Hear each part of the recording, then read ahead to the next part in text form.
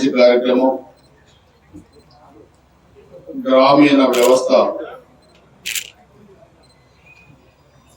Strengthen కావడానికి ఈరోజు గ్రామాల్లో మనకున్న పనులన్నీ కూడా చేసుకోవడం, ఉపాధి చూపించే దాంట్లో అంటే పనులు లేకుండా వ్యక్తులకి ఉపాధి చూపించడం, ఆ పనుల ద్వారా మన గ్రామాల సమస్యలను కూడా పరిష్కారం చేసుకోవడం, అంటే ఒక ఆస్తిని మనం ఏర్పరచుకోవడం, ఇవన్నీ కూడా మన దీంట్లో ఈ కార్యక్రమంలో చేసుకుంటా ఉన్నాం. గతంలో కూడా మనం చూసాం 14-19 మధ్య తెలుగుదేశం పార్టీ అధికారులు ఉన్నప్పుడు, చంద్రబాబు నాయుడు గారు ముఖ్యమంత్రిగా ఉన్నప్పుడు ఈ కార్యక్రమాలు చాలా బాగా జరిగినాయి. గత 5 సంవత్సరాలు మనం చూస్తే గ్రామీణ వ్యవస్థ అంతా కూడా నిర్వీర్యం అయిపోయింది. కొత్త సిస్టమ్ తీసుకొచ్చారు. గ్రామాల్లో సర్పంచ్ వ్యవస్థను నిర్వీర్యం చేశారు. గ్రామాల్లో ఏ నాయకుడు కానీ ఎక్కడ కూడా కనీసం అధికారాలు కూడా లేకుండా చేశారు గత ప్రభుత్వం. ముఖ్యంగా గ్రామ పంచాయతీ సర్పంచ్, ఆ గ్రామానికి ప్రథమ పౌరుడైన సర్పంచ్ గారు కనీసం గ్రామాల్లో విధులు నిర్వహించే పరిస్థితి కూడా ఉండేది కాదు. గత 5 సంవత్సరాల్లో చాలా కొన్ని వేల మంది గ్రామ పంచాయతీ సర్పంచులు రోడ్లపై వచ్చి నిరసన వ్యక్తం చేశారు, భిక్షాటన చేశారు. వాళ్ళకి కేటాయించిన నిధులు కూడా దారి మళ్లించి ఆ వ్యవస్థలను నిర్వీర్యం చేసింది గత ప్రభుత్వం. సో ఈరోజు ఎన్డీఏ కూటమి అధికారంలోకి వచ్చిన తర్వాత గౌరవ ముఖ్యమంత్రి నారా చంద్రబాబు నాయుడు గారు, అదేవిధంగా ఉప ముఖ్యమంత్రి పవన్ కళ్యాణ్ గారు, భారతీయ జనతా పార్టీ అందరూ కూడా కలిసి ఈ కార్యక్రమాన్ని ఒకే రోజు రాష్ట్రం మొత్తం కూడా నిర్వహించి ఒక చరిత్ర సృష్టించారంటే అది పేద ప్రజల పట్ల గ్రామ వ్యవస్థలని గత ప్రభుత్వం నిర్వీర్యం చేశారు. ఈ ప్రభుత్వం దాన్ని స్ట్రెంథన్ బలోపేతం చేయడానికి తీసుకున్న చర్యల్లో భాగంగా ఈరోజు రాష్ట్రం మొత్తం కూడా ఒకేసారి గ్రామ సభ నిర్వహించడం చెప్పి కూడా మీకు తెలియజేస్తా ఉన్నాను. దీని ప్రధాన ఉద్దేశం ఈరోజు మనం దీని ద్వారా ఎన్ని పనులు చేయించుకోవచ్చో మనకి అధికారులు కూడా చెప్పారు, మీకు కూడా తెలుసు. దీంట్లో రైతాంగానికి కావాల్సిన అన్ని పనులు కూడా దీంట్లో మనం చేసుకోవచ్చు.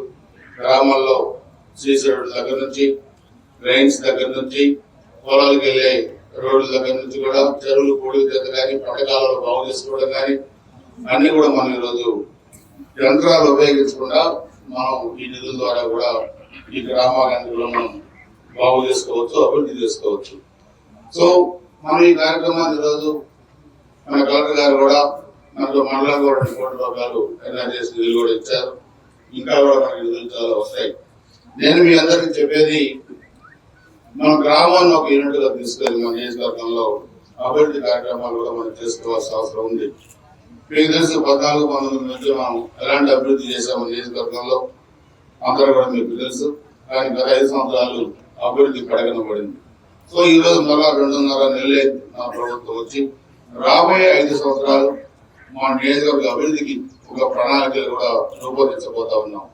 దానికి గ్రామాల్లో మౌలిక సదుపాయాలు ఏ విధంగా ఏర్పరచాలి, ఫండ్స్ ఏ విధంగా తీసుకురావాలి, ఆ గ్రామాలలో సమస్యలను గుర్తించి దాన్ని పరిష్కారం చేయడానికి కావాల్సిన నిధులు మనం తీసుకురాబోతున్నాం. అందుకే ఇంకా అధికారులందరూ కూడా కొంతమంది ట్రాన్స్ఫర్స్ ఇప్పుడే అవుతా ఉన్నాయి. కొత్త మరి అధికారులు ట్రాన్స్ఫర్స్ తర్వాత వచ్చిన తర్వాత వాళ్ళందరితో కూడా రివ్యూ పెట్టుకొని, కలెక్టర్ గారు మేమంతా కూడా అధికారులు రివ్యూ పెట్టుకొని ఈ నియోజకవర్గాన్ని ఒక మోడల్ నియోజకవర్గంగా తీర్చిదిద్దడానికి ఎంత డబ్బులు అవసరమైతే అంత డబ్బులు తీసుకొచ్చే ప్రణాళికలు కూడా రూపొందిస్తామని చెప్పి కూడా మీకు తెలియజేస్తా ఉన్నాను. ఈరోజు మన గ్రామంలో కూడా చూస్తే ధనంజయ రెడ్డి గారు కూడా చెప్పారు, స్కూల్ కాంపౌండ్ వాళ్ళు, అదేవిధంగా అడిషనల్ క్లాస్ రూమ్స్ ఇది కూడా చెప్పారు.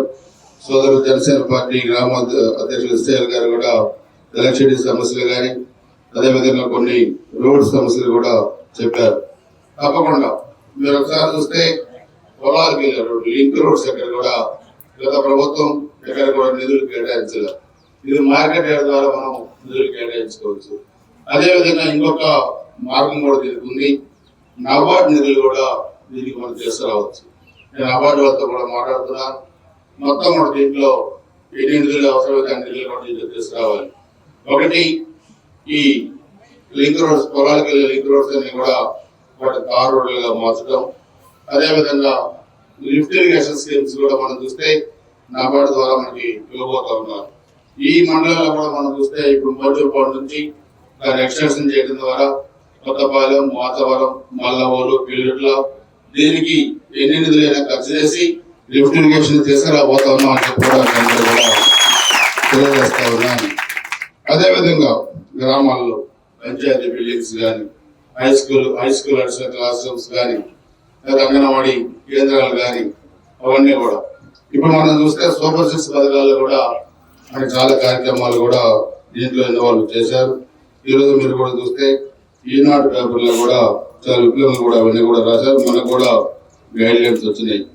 ఈ పిల్లట్లో కూడా దాదాపు 2 కోట్ల రూపాయలతో జల్ జీవన్ మిషన్ ద్వారా డ్రింకింగ్ వాటర్ కూడా నిధులు వచ్చున్నాయి. అవి కూడా మనం పనులు చేసుకోవాల్సిన అవసరం ఉంది. అదేవిధంగా మనం చూస్తే ఈరోజు రెవెన్యూ సమస్యలు కొన్ని ఉన్నాయి. ఇక్కడ కొత్తగా తహసీల్దార్ గారు కూడా, మేడం గారు కూడా వచ్చారు. అవి కూడా మనం పరిష్కారం చేసుకోవాల్సిన అవసరం ఉంది. అదేవిధంగా ఎలక్షన్ సమస్యలు ఏఈ గారు కూడా స్పందించాలి. ఎందుకంటే గత ప్రభుత్వం ఈ ప్రభుత్వం ఒకటి కాదు, ఇది ప్రజల ప్రభుత్వం. ప్రజలు వాళ్ళ సమస్యలపై ఫిర్యాదు చేసినప్పుడు వెంటనే స్పందించాలి. అందులో ఎలక్షన్ సమస్యలు చాలా ఇబ్బందికరం. మనంతా స్పందించకపోతే అనేక రకాల నష్టాలు జరిగే అవకాశాలు కూడా ఉంటాయి. అందుకనే దయచేసి అధికారులందరూ కూడా నేను కోరుతున్నాను, మనందరూ కూడా కుటుంబం అందరూ కూడా కలిసిమెలిసి పనిచేసుకోవాలి. ప్రజాప్రతినిధులు మేము కానీ, అధికారులుగా మీరు కానీ అందరం కూడా గ్రామాల అభివృద్ధికి, నియోజకవర్గ అభివృద్ధికి, రాష్ట్ర అభివృద్ధికి కూడా మనం కలిసి పనిచేయాలి. వ్యవస్థలు నిర్వీర్యమైపోతే సామాన్య ప్రజలకి న్యాయం జరగదు, పేదవాడికి న్యాయం జరగదు. సో ఈరోజు మనం అందుకే అన్ని గత 5 సంవత్సరాలు నిర్వీర్యమైన వ్యవస్థలన్నింటినీ కూడా ఈరోజు మళ్ళా ఒక ట్రాక్ మీద తీసుకొచ్చే పనిలో మన ప్రభుత్వం ఉంది, మన ముఖ్యమంత్రి గారు ఉన్నారు. అందుకే ఈరోజు ముఖ్యమంత్రి గారు ఒకవైపు, ఉప ముఖ్యమంత్రి గారు ఒకవైపు కూడా ఈ గ్రామ సభల్లో కూడా పాల్గొన్నారు. అందుకే నేను మీకందరూ కూడా చెప్పేది, నిధులు ఏమి ఇబ్బంది లేదు. అది ఎన్ఆర్జీఎస్ ద్వారా కావచ్చు, లేకపోతే డిఫరెంట్ డిపార్ట్మెంట్స్ లో ఆర్ఎండి కావచ్చు, పంచాయతీ రాజ్ కావచ్చు, ఏ నిధులైనా కానీ నిధులు తీసుకొచ్చే బాధ్యతని కూడా మేము తీసుకుంటాం. గ్రామాల్లో ఏ సమస్యలు ఉన్నా పిల్లలందరూ కూర్చొని గ్రామ సమస్యలు ఐడెంటిఫై చేసుకొని వాటి ఏ విధంగా చేసుకోవాలనేది కూడా మీకు ప్రణాళికలు కూడా మీరు రూపొందించుకోండి. తప్పకుండా అందరం కూడా టీం లాగా పనిచేసుకుందాం. ఏ ఉద్దేశంతోనైతే ప్రజలు ఈ ప్రభుత్వానికి అఖండ మెజార్టీ ఇచ్చారు, ఎవరు కన్ని విని ఎరగని ఒక అఖండమైన విజయం ఎన్డీఏ విజయం మన ఎన్నికలు కూడా మనం చూస్తే అధికారంలో ఉన్న పార్టీకి ప్రతిపక్ష హోదా కూడా ఇవ్వలేదంటే ఆ ప్రభుత్వం ఎన్ని అరాచకాలు చేసిందో మనం చూసాం. 200 నెలలేదు మన ప్రభుత్వం. గత ప్రభుత్వం చేసిన అరాచకాలు ఈ రోజు కూడా ఇంకా చాలా వెలికి తీయాల్సిన అవసరం ఉంది. నిధులన్నీ దారిమళ్లించారు, అప్పులు తెచ్చారు. మనం గ్రామాల్లో ఏమేం పనులు చేసుకోవాలో తెలుసుకునే పరిస్థితి కూడా లేకుండా కూడా గత ప్రభుత్వం పాలకులు వ్యవహరించారు. సో వీటన్నిటి కూడా మనం సరి చేసుకొని మన ఆర్థిక వ్యవస్థని మెరుగుపరుచుకొని మనం ముందుకు వెళ్ళాలి. అదేవిధంగా మన కేంద్ర సహకారం కూడా మనం తీసుకుంటున్నాం. ఒక రాజధాని లేని రాష్ట్రంగా తయారు చేశారు.